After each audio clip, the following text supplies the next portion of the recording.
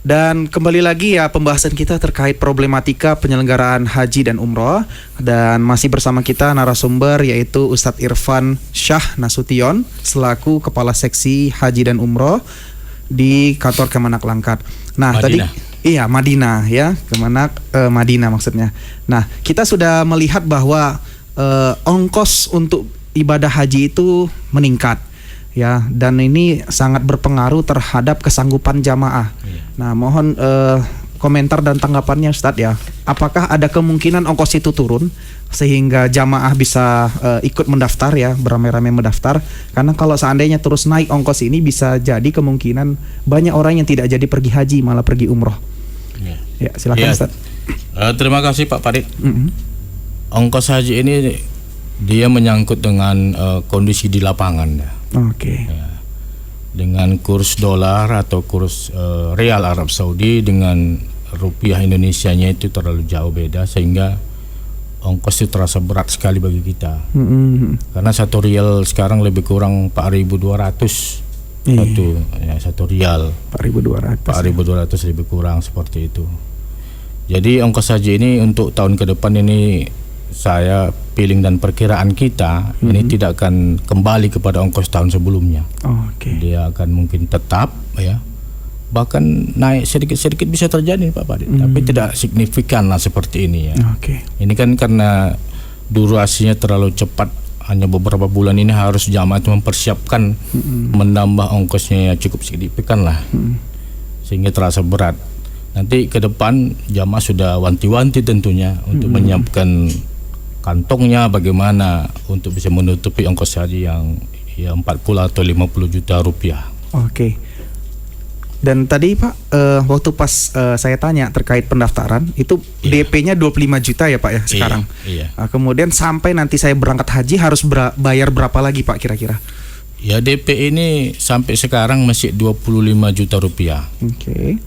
Nah ketika kita sudah terpanggil berdasarkan nomor porsinya, maka kita berhak untuk melunasi sesuai dengan keputusan pemerintah berapa besaran ongkos haji itu. Nah, seperti sekarang ya 49 juta sekian, maka ya jamaah harus menambah 25. Bagaimana 25 itu menjadi 49? Itulah yang harus ditambah dan inilah menjadi lunas. Jadi pelunasan itu Pak Farid ada ketentuan waktunya dia. Ada hari-hari yang ditentukan, lebih kurang 1 bulan terkadang 3 minggu, jamaah itu harus melunasi katanya.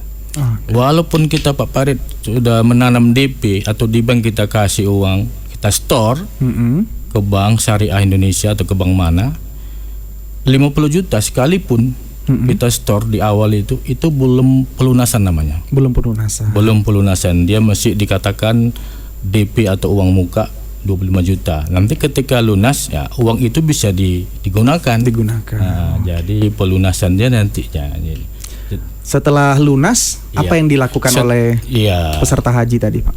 Setelah lunas tentunya ada program kegiatan berikutnya, termasuk tadi yang saya katakan manasik, ya kan, rekam biometrik. Nah, baru nanti ada jadwal keberangkatan. Kloter berapa, tanggal berapa berangkat, dan untuk tahun ini kloter pertama secara nasional 23 Mei 2023. Oh, sudah dekat ya Pak ya? Iya, 23 Mei secara nasional ya. Tapi itu kita belum tahu apakah itu Medan, embarkasi Medan, apakah DKI atau provinsi lain. Kita tunggulah Pak. Biasanya kalau kloter di Mandailing Natal berangkatnya di bulan keberapa Pak? Dia keberangkatan haji itu ada 2 gelombang Pak. Gitu ya. Ada namanya gelombang pertama, ada gelombang kedua. Kalau nanti berdasarkan Qur'ah, ya, itu di Qur'ah itu Pak, di Medan di Qur'ah, diundi Madinah ini kloter berapa, itu nanti diundi Pak, diundi bersama-sama oleh pemerintah daerah dan pemerintah provinsi, ya, bersama Kanwil tentunya mengqur'ah siapa kloter pertama. Nah, kalau kita kloter pertama nanti ya kita gelombang pertama langsung dari Mandailing, dari Sumatera Utara menuju kota Madinah. Itulah di tanggal 23 Mei tadi Pak ya? Iya. Setelah nanti berangkat lah, misalnya hari ini tiba lah 23 Mei. Itu berangkatnya dari mana ke mana itu Pak? Iya. Karena kita Provinsi Sumatera Utara, tentunya kita dari asrama Haji Medan dulu dikumpul 1 hari 1 malam. Itu juga dilayani dan difasilitasi oleh pemerintah. Diberi makan, ya, dikasih tempat tidur yang layak. Baru pemberangkatan. Pemberangkatan dari embarkasi atau dari bandara Kuala Namu International Airport Medan. Jadi menuju ke kota Madinatul Munawwarah. Langsung ya Pak ya? Langsung ke tanpa Madinah. transit ya? Tanpa transit Pak, karena busnya pesawatnya Airbus atau Boeing. Boeing ya. Boeing. Jadi satu kloter itu Pak Padit ini 388 orang. Dan didampingi oleh 5 petugas. 5 petugas ini ada ketua kloter, alhamdulillah. Untuk ketua kloter kita ini adalah bernama Irwan Syahbudi, SHI, MH. Dia sekarang kepala KUA Kecamatan Lembah Sorik Merapi. Kemudian nanti pembimbing ibadah hajinya Kakan Kemenak Madinah, Pak Dr. Andos Haji Permohonan. Kemudian didamping oleh tim medis, ada dokter dan ada 2 paramedis atau perawat. Kenapa ada paramedis Pak di dalam anggota itu, di dalam kloter itu? Ini memang kesehatan ini memang sengaja ditugaskan untuk dalam kloter. Jadi dimanapun jamaah berada, ini medis ini dengan 5 petugas ini wajib berada di tempat. Jadi jamaah ini kan dilayani kesehatan semua Pak, dipantau, dipantau kesehatannya bagaimana mereka tidak bisa sehat terus, bugar terus ya. Saya pernah mendengar Pak, ternyata ada kasus ya kan, jamaah hajinya itu meninggal dalam pesawat. Nah, itu gimana kira-kira penanganannya Pak? Ini pertanyaan Pak di pas kejadian saya dulu nih. Kayak mana itu Pak? Tahun 2008,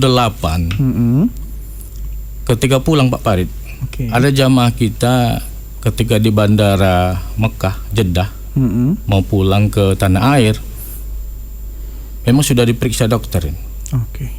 Dia tidak layak untuk terbang, tapi karena istrinya memaksa untuk berangkat saja Pak, ya terpaksa ibu itu menandatangani surat pernyataan apabila terjadi sesuatu yang tidak diinginkan di pesawat, tanggung jawab sendiri.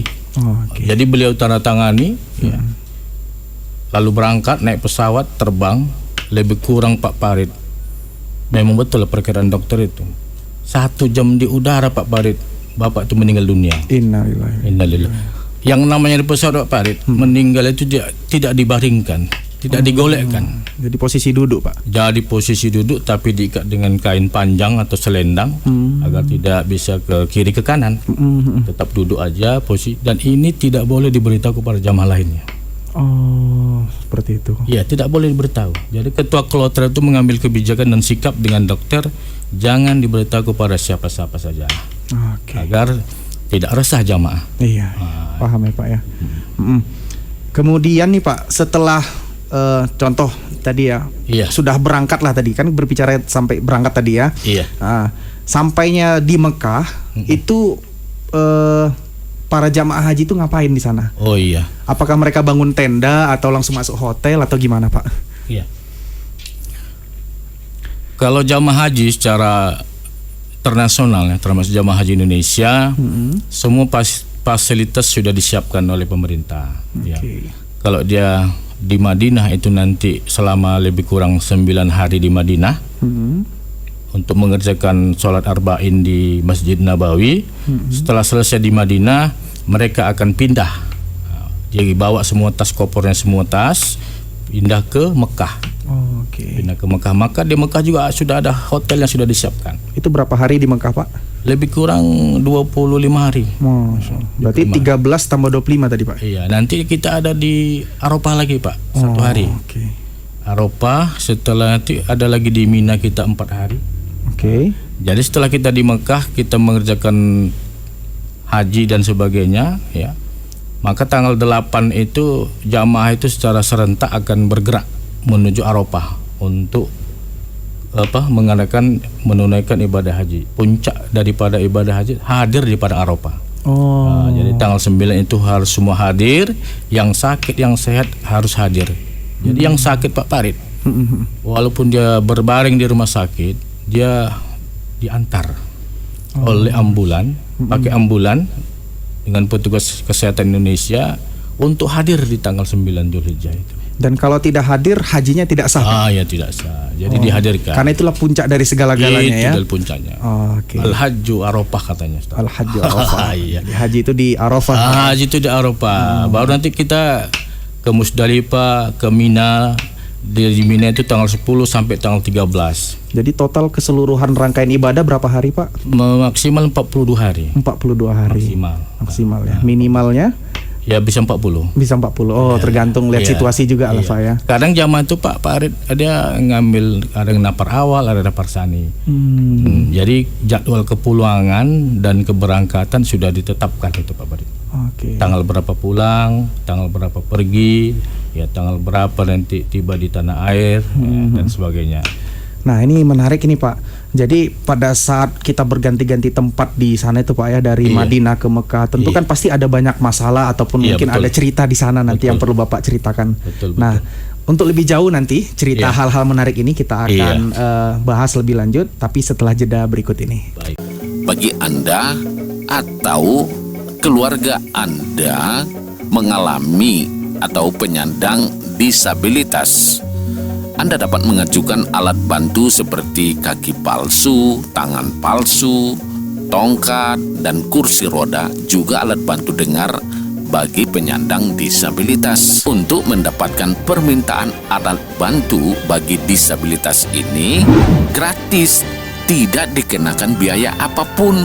Untuk informasi selengkapnya, Anda dapat menghubungi Dinas Sosial di Komplek Perkantoran Bupati Lama, Panyabungan, Mandailing Natal, atau hubungi kontak person 081361321626.